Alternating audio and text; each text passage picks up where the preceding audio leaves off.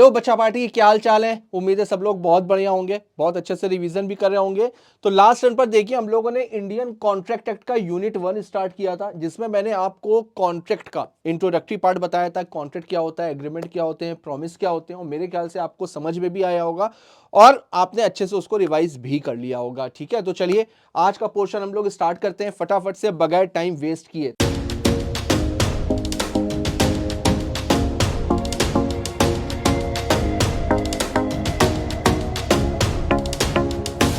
तो देखिए next topic है आपका इन्फोर्सिबिलिटी ऑफ एन अग्रीमेंट। तो देखो इन्फोर्सिबिलिटी का मैंने आपको लास्ट टर्न पे भी मतलब बताया था। ठीक है, इन्फोर्सिबिलिटी ऑफ एन एग्रीमेंट का मतलब हम कब एग्रीमेंट को इन्फोर्स कराने के लिए कोर्ट में जा सकते हैं। देखिए अगर आप किसी भी कॉन्ट्रैक्ट में एंटर करोगे ना, तो आपके पास में राइट्स भी होंगे और ऑब्लिगेशंस भी होंगी। ठीक है, जो एक पार्टी का राइट होगा वो सामने वाली पार्टी की ऑब्लिगेशन होगी। इसका एक एग्जांपल ले लेते हैं। जैसे अगर मान लीजिए कि मिस्टर ए ने मिस्टर बी के साथ में एक कॉन्ट्रैक्ट किया कार को सेल करने का at the rate of 5 lakh. ठीक है, तो मिस्टर ए ने मिस्टर बी को कार बेचने का एक कॉन्ट्रैक्ट किया 5 लाख रुपए में। तो अब देखो मिस्टर ए मिस्टर बी को क्या देंगे, कार देंगे। तो मिस्टर ए के पास में एक ऑब्लिगेशन है, मिस्टर ए के पास में ऑब्लिगेशन क्या है भाई, मिस्टर ए को कार देनी है। और मिस्टर ए के पास में एक राइट भी है। क्या राइट है, मिस्टर बी से 5 लाख रुपए लेने का। ठीक, बी का देखते हैं। अब बी के पास में ऑब्लिगेशन क्या है, बी के ऊपर ऑब्लिगेशन है 5 लाख रुपए देने की। राइट क्या है, राइट है इनसे कार को, भाई 5 लाख रुपए देंगे तो बदले में कार भी तो लेंगे। तो देखो जो इनका राइट है वो इनकी ऑब्लिगेशन है, जो इनकी ऑब्लिगेशन है वो इनका राइट है। ठीक है, तो देखो जब एक पार्टी अपने राइट्स को इन्फोर्स कराने के लिए कोर्ट में जा सकती है, या सामने वाले को अपनी ऑब्लिगेशन पूरा करने के लिए, कि भाई सामने वाली पार्टी को ऑब्लिगेशन पूरा करना है तो उसको ऑब्लिगेशन पूरा करवाने के लिए वो कोर्ट में जा सकती है, तो ऐसे एग्रीमेंट को बोला जाता है इन्फोर्सिएबल बाय लॉ। तो देखो ये जो ऑब्लिगेशन बेटा अराइज हो रही है ना दोनों पार्टीज की, तो केवल ऑब्लिगेशन से काम नहीं चलता है। ऑब्लिगेशन तो कई सारी होती है, ऑब्लिगेशन तो मॉरल ऑब्लिगेशन भी होती है, लीगल ऑब्लिगेशन भी होती है। तो यहां पर जो ऑब्लिगेशन की बात करी जा रही है ना, ये लीगल ऑब्लिगेशन की बात करी जा रही है। केवल ऑब्लिगेशन से काम नहीं चलेगा, लीगल ऑब्लिगेशन होनी चाहिए, लॉफुल ऑब्लिगेशन होनी चाहिए, ऐसी ऑब्लिगेशन अराइज होनी चाहिए सामने वाली पार्टी की जिसके लिए हम कोर्ट में जा सकते हैं। मेरी बात सबको समझ में आ रही। तो इन्फोर्सिबिलिटी बाय लॉ का मतलब क्या हुआ, जब हमारे पास में ऐसे अधिकार हैं, क्योंकि जो मेरा अधिकार होगा वो सामने वाले की ऑब्लिगेशन है। तो जब मेरे पास में ऐसे राइट्स हैं कि हम उनको इन्फोर्स कराने के लिए सामने वाले को कोर्ट में ले जा सकते हैं, सामने वाले के ऊपर केस फाइल कर सकते हैं, तो उसको बोला जाता है इन्फोर्सिबिलिटी बाय लॉ। तो देखते हैं एक बार थ्योरी में आगे लीगल ऑब्लिगेशन और मॉरल ऑब्लिगेशन का डिफरेंस दिया हुआ है, उसको भी हम लोग आगे देखते हैं। पहले इसका मतलब एक बार देखते हैं। An agreement is said to be enforceable by law if it creates some legal obligation. तो यहां पर कोई भी कॉन्ट्रैक्ट इन्फोर्सिएबल कब होगा, जब उसमें लीगल ऑब्लिगेशन अराइज हो। अब देखिए यहां पर एग्रीमेंट और कॉन्ट्रैक्ट के बीच में डिफरेंस बताया गया है, बहुत आसान है। ठीक है, सबसे पहले मीनिंग सेक्शन 2 क्लॉज ई ऑफर प्लस एक्सेप्टेंस। कॉन्ट्रैक्ट का मतलब agreement plus enforceable by law. Section 2 clause H. Scope, agreement का स्कोप ज्यादा है, क्यों, क्योंकि एग्रीमेंट में सोशल और पर्सनल नेचर के एग्रीमेंट भी इंक्लूड होते हैं, लेकिन यहां पर केवल और केवल लीगल एग्रीमेंट ही इंक्लूड होते हैं। Example, let's go for the dinner, not enforceable. अगर हम डिनर के लिए जा रहे हैं तो ये सोशल और पर्सनल नेचर का हो गया, तो इसको इन्फोर्स नहीं करा सकते, लेकिन ये एग्रीमेंट तो है। अभी सोशल नेचर और पर्सनल नेचर को लेकर के डिटेल में डिस्कस करेंगे। I will sell you my bike for ₹50,000, offer भी है, एक्सेप्टेंस भी है, प्रॉपर एग्रीमेंट भी है, इन्फोर्सिबल बाय लॉ भी है, तो ये प्योर कॉन्ट्रैक्ट हो गया। तो आगे देखते हैं। तो देखिए हम लोग यहां पर क्या पढ़ रहे हैं, लॉ पढ़ रहे हैं। लॉ में क्या पढ़ रहे हैं, मर्केंटाइल लॉ। मर्केंटाइल लॉ में लॉ ऑफ कॉन्ट्रैक्ट, सबसे बड़ा जो बेसिक है बिजनेस लॉ का वो लॉ ऑफ कॉन्ट्रैक्ट है। लॉ ऑफ कॉन्ट्रैक्ट क्या कहता है, एग्रीमेंट होना चाहिए सेक्शन 2 क्लॉज ई, और कॉन्ट्रैक्ट का मतलब agreement plus enforceable by law section 2 clause H. यही अभी हम लोग समझ करके आए हैं। इसको चार्ट के पॉइंट ऑफ व्यू से दिया गया है ताकि जो बच्चे पहली बार पढ़ रहे हैं या जो बच्चे पहली बार क्लास को ले रहे हैं तो उनको ये चीज रिकॉल रहे।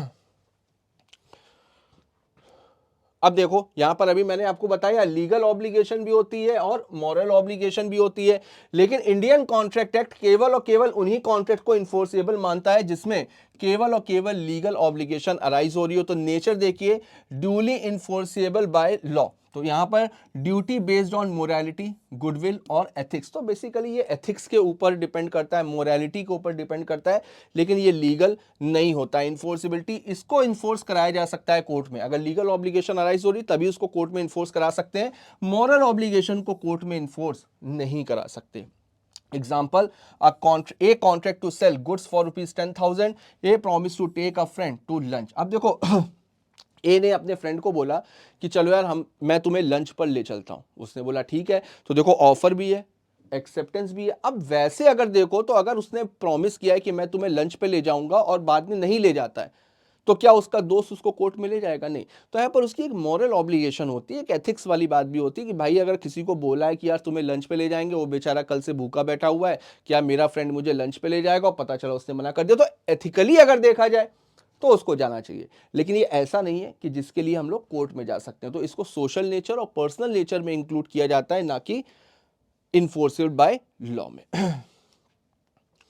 आगे देखते हैं। देखो यहां पर चार्ट के फॉर्म से वही चीज समझाई गई है जो मैंने आपको बताई।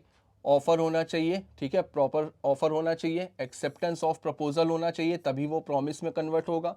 म्यूचुअल प्रॉमिस होने चाहिए, म्यूचुअल कंसीडरेशन, रेसिप्रोकल प्रॉमिस यानी exchange of promise, consideration for each other, दोनों पार्टीज के लिए कंसीडरेशन होनी चाहिए, तभी वो जाकर के एग्रीमेंट में कन्वर्ट होगा, सेक्शन 2 क्लॉज ई। और अगर वो एग्रीमेंट इन्फोर्सेबल बाय लॉ है तो वो कॉन्ट्रैक्ट में कन्वर्ट होगा, लीगल ऑब्लिगेशन क्रिएट होगी तभी उसको कोर्ट में इन्फोर्स करा सकते हैं। तो in simple step, offer plus acceptance equal to promise, promise plus consideration is equal to agreement, agreement plus legal obligation is equal to contract. अब देखिए लीगल ऑब्लिगेशन, देखो लीगल ऑब्लिगेशन और इन्फोर्सिबिलिटी बाय लॉ, इसको हम लोग detail में समझते हैं। देखो एग्रीमेंट दो तरह का होता है, एक सोशल नेचर होता है और एक पर्सनल नेचर होता है। इसको एक एग्जांपल लेकर के समझते हैं। जैसे मान लीजिए कि एक मिस्टर ए है, इनके 3 फ्रेंड्स हैं, बी, सी और डी। मिस्टर ए ने इन तीनों को इनवाइट किया फॉर डिनर। मिस्टर ए ने इन तीनों को इनवाइट किया डिनर के लिए और इन्होंने अच्छा खासा डिनर को अरेंज भी किया, उसमें लगभग इन्होंने 25,000 रुपीज एक्सपेंस कर दिए। ठीक, अब इन तीनों ने इनको प्रॉमिस किया था कि हम लोग भाई आप डिनर का इंतजाम करो, हम लोग आएंगे। अब उसके बाद में बी, सी और डी ये लोग नहीं आए, तो ए को तो देखो नुकसान हो रहा है। अब क्या ए इस नुकसान की भरपाई के लिए इनके ऊपर कोर्ट में केस कर सकता है? आप खुद सोचो, कर सकता है? नहीं कर सकता ना। क्यों नहीं कर सकता? क्योंकि बेटा ये सोशल नेचर का एग्रीमेंट हो रहा है। और इंडियन कॉन्ट्रैक्ट क्या कहता है? इंडियन कॉन्ट्रैक्ट कहता है जो सोशल नेचर, पर्सनल नेचर और डोमेस्टिक नेचर के एग्रीमेंट होते हैं, तो एग्रीमेंट तो हो रहा है, वो इन्फोर्सिएबल बाय लॉ नहीं होते। उसकी इंडियन कॉन्ट्रैक्ट एक्ट में कोई भी जगह नहीं है। इंडियन कॉन्ट्रैक्ट एक्ट में ऐसे एग्रीमेंट्स की कोई भी जगह नहीं है जो सोशल नेचर, पर्सनल नेचर और डोमेस्टिक नेचर के एग्रीमेंट हो। ठीक है, तो यहां पर जो एग्रीमेंट हो रहा है वो सोशल नेचर का है, तो इस वजह से उसको कोर्ट में इन्फोर्स नहीं कराया जा सकता। अब स्टूडेंट के दिमाग में आता है कि सर इसका मतलब अगर दोस्तों के बीच में अगर कोई भी एग्रीमेंट हो रहा है तो वो इन्फोर्सेबल बाय लॉ नहीं होगा। अब अगर मान लीजिए फादर ने अपने बेटे को, ये पहला एग्जाम्पल हो गया, दूसरा हो गया, फादर ने अपने बेटे को बोला कि वो उनको आईफोन देगा। फादर ने अपने बेटे को प्रॉमिस किया कि वो उनको आईफोन दिलाएगा अगर उसकी रैंक आ गई। बेटे ने मेहनत करी, रैंक ले आया, अब उसके बाद में फादर ने आईफोन दिलाने से मना कर दिया। क्या बेटा अपने फादर के ऊपर सूट फाइल कर सकता है? नहीं कर सकता। क्यों? क्योंकि ये भी तो बेटा पर्सनल नेचर का हो रहा है। ठीक, तो अब स्टूडेंट के दिमाग में आएगा कि सर इसका मतलब दोस्तों के बीच में अगर एग्रीमेंट हो रहा है तो भी इन्फोर्सेबल नहीं है। फादर और सन के बीच में एग्रीमेंट हो रहा है तो भी इन्फोर्सेबल नहीं है। ऐसा बिल्कुल भी नहीं होता बेटा। देखो इसको ध्यान से समझना।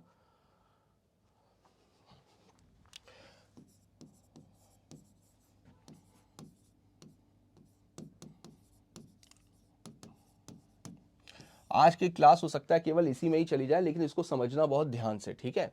लीगल ऑब्लिगेशन का देखो मतलब क्या होता है। लीगल ऑब्लिगेशन का मतलब होता है इंटेंशन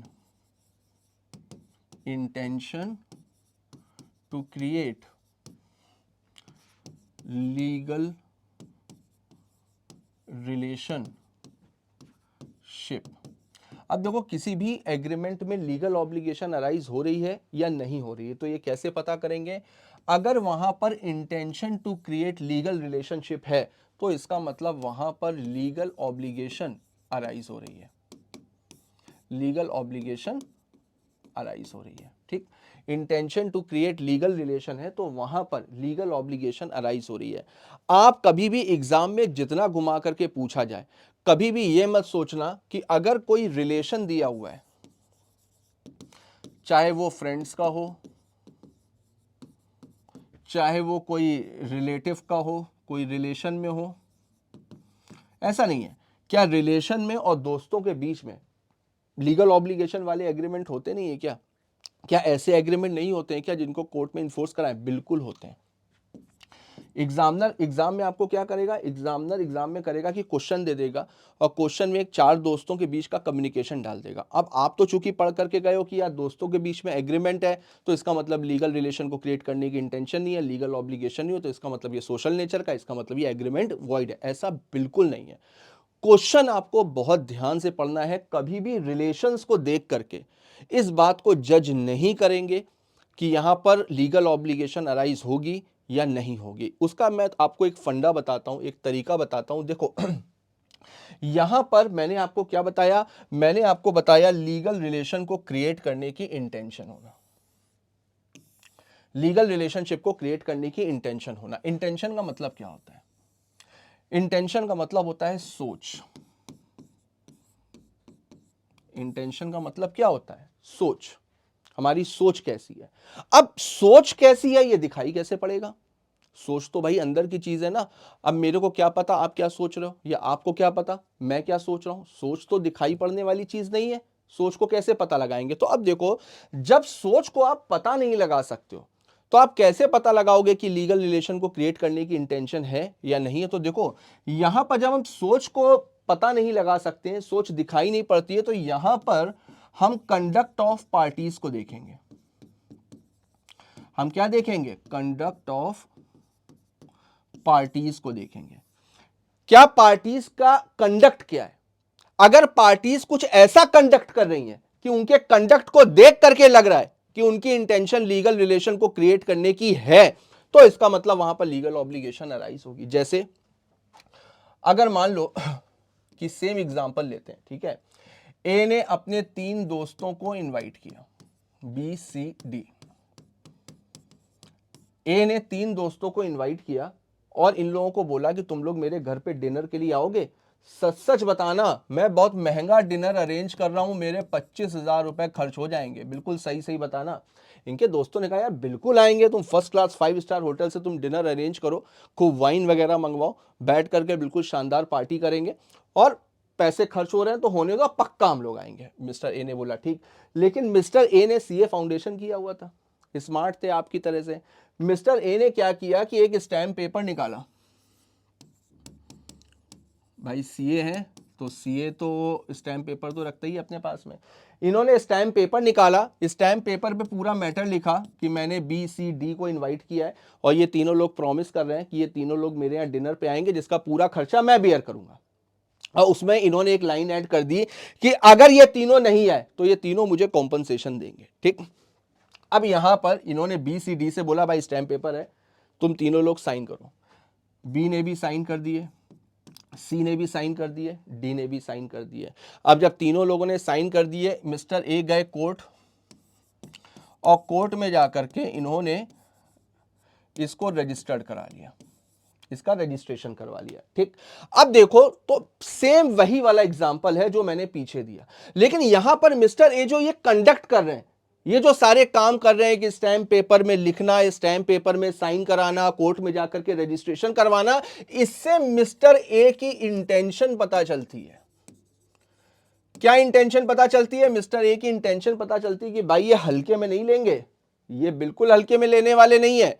इनकी इंटेंशन लीगल रिलेशन को क्रिएट करने की है कि अगर तुमने अपने प्रॉमिस को तोड़ा तो फिर सीधे कोर्ट में ही मिलेंगे, पक्की बात है। दोस्तों तो ठीक है, सोच समझ करके प्रॉमिस करो भाई। इंडियन कॉन्ट्रैक्ट क्या कहता है? प्रॉमिस कर रहे हो तो सोच समझ के करो, वरना मत करो, और अगर करो तो फिर उसको पूरा करना पड़ेगा।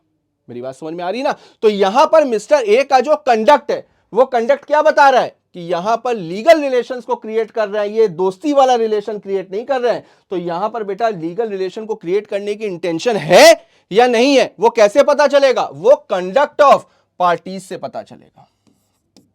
वो कैसे पता चलेगा? कंडक्ट ऑफ पार्टीज से। क्योंकि सोच हमको दिखाई थोड़ी ना पड़ती है, सोच है कि नहीं है, लेकिन जब हम कुछ ऐसा काम करते हैं कि हमारे काम को देखते हुए लग रहा है कि भाई हम लीगल रिलेशंस को क्रिएट कर रहे हैं, तो इसका मतलब वहां पर हमारी इंटेंशन ही यही है कि हम लीगल रिलेशंस को क्रिएट करेंगे। मेरी बात सबको समझ में आ रही है? क्लियर है ना? देखते हैं एक बार theory.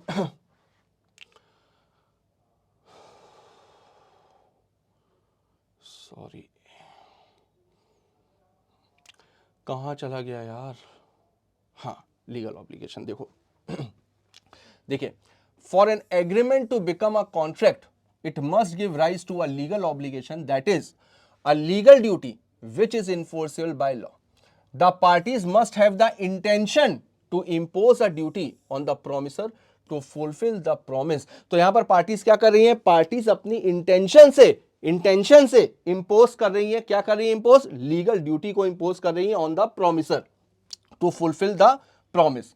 This obligation must not be merely moral alone, it must be legal. तो बेटा ये मॉरलिटी से काम नहीं चलेगा, यहां पर मोरालिटी की कोई जगह नहीं है, एथिक्स की कोई जगह नहीं है, यहां पर जगह है केवल और केवल किसकी?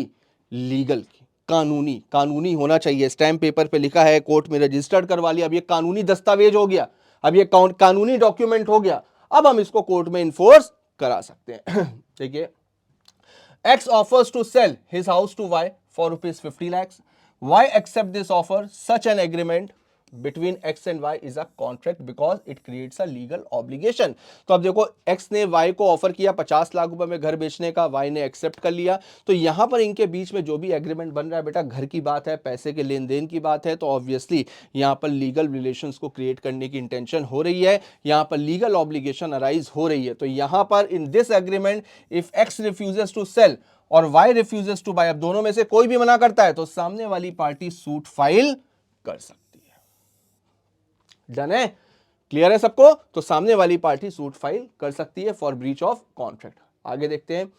इन केस ऑफ सोशल और डोमेस्टिक एग्रीमेंट, अभी मैंने आपको बताया जो सोशल और जो डोमेस्टिक एग्रीमेंट्स होते हैं उसकी इंडियन कॉन्ट्रैक्ट एक्ट में कोई भी जगह नहीं होती। क्यों? क्योंकि वहां पर पार्टीज की इंटेंशन नहीं होती है लीगल रिलेशंस को क्रिएट करने की। एग्जांपल देख लेते हैं। Ram invites his friend Rahim to dinner and Rahim accept the offer. If Rahim fails to turn up for dinner, Ram cannot go to the court to claim his loss. Clear है सबको? आगे देखते हैं।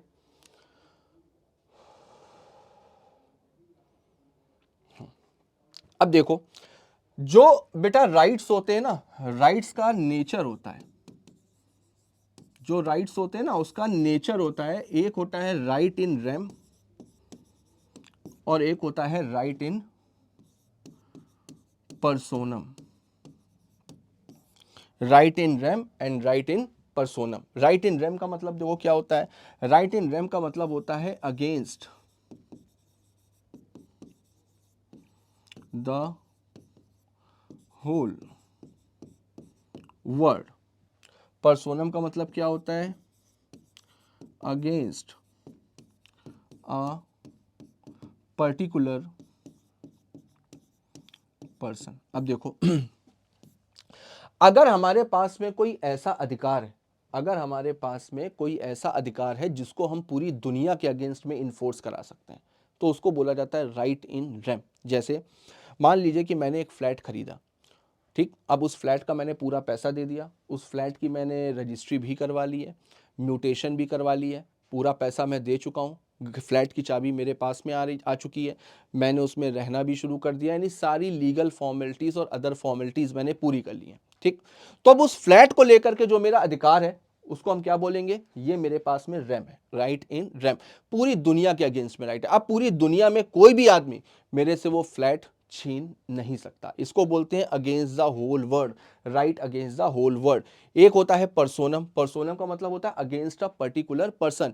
जब मेरे पास में कोई एक ऐसा राइट है जो केवल और केवल एक पर्टिकुलर पर्सन के अगेंस्ट में ही उसको इन्फोर्स कराया जा सकता है, जैसे मिस्टर ए ने मिस्टर बी को प्रॉमिस किया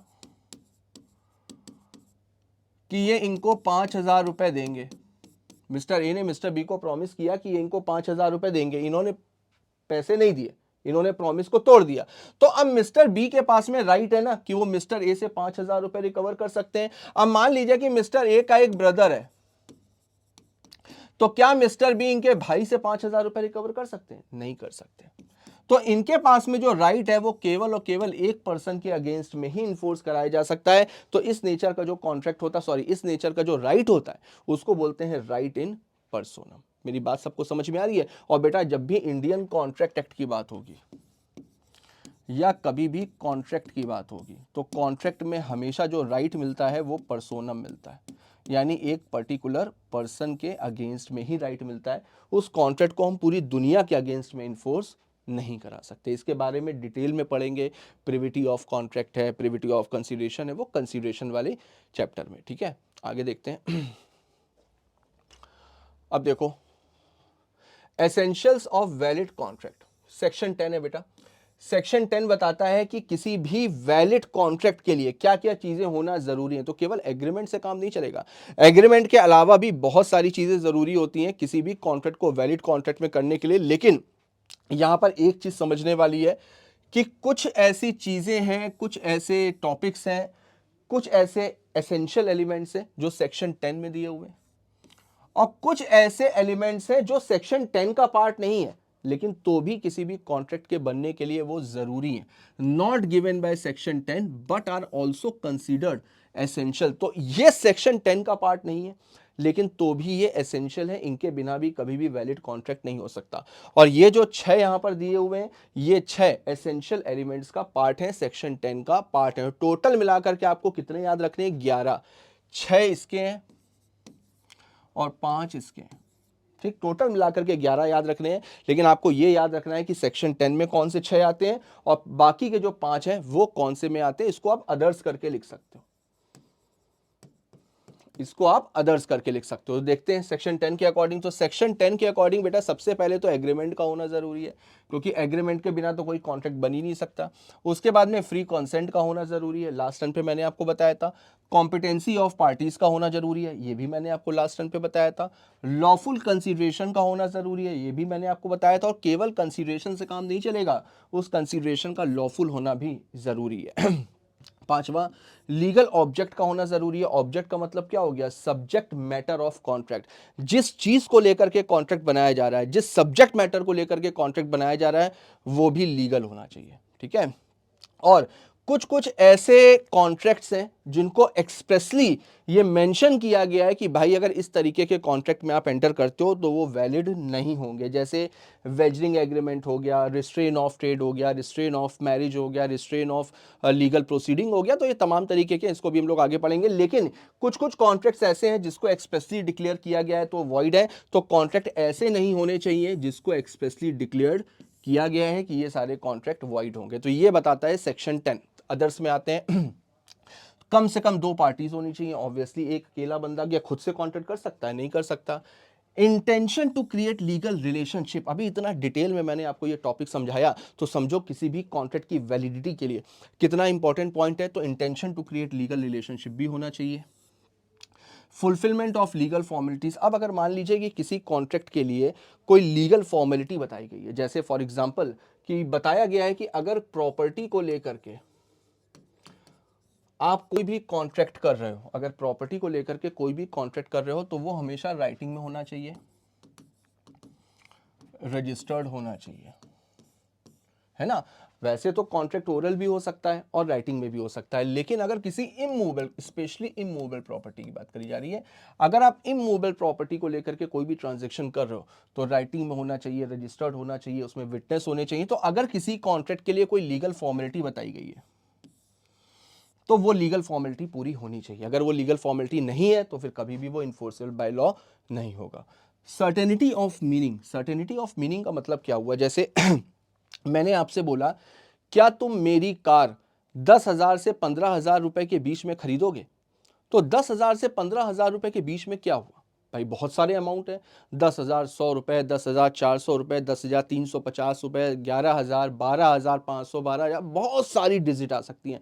तो सर्टेनिटी नहीं है ना। कॉन्ट्रैक्ट की बेटा एक एक टर्म्स और कंडीशन सर्टेन होनी चाहिए, स्पेसिफाइड होनी चाहिए, उसको पढ़ने के बाद में दोनों पार्टीज की इंटेंशन साफ सुथरे तरीके से नजर आनी चाहिए। किसी भी तरीके से कंसीडरेशन ऑब्जेक्ट अनसर्टेनिटी नहीं होनी चाहिए।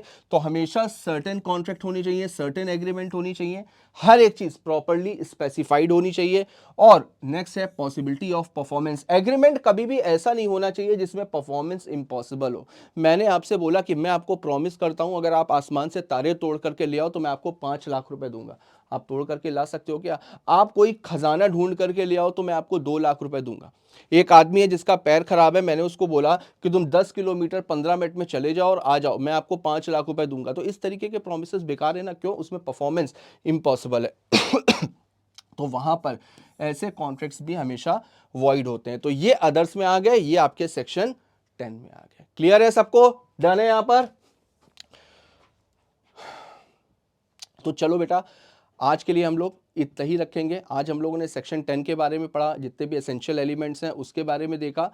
तो आज की क्लास हम लोग यहीं तक ही रखते हैं। नेक्स्ट हम लोग एग्रीमेंट और सोशल पर्सनल इसी टॉपिक को ही आगे कंटिन्यू करेंगे। तो तब तक के लिए जितना आज पढ़ा है उसको अच्छे से रिवाइज कर लेना। कमेंट बॉक्स में अगर कोई भी डाउट हो तो वो भी डाल देना।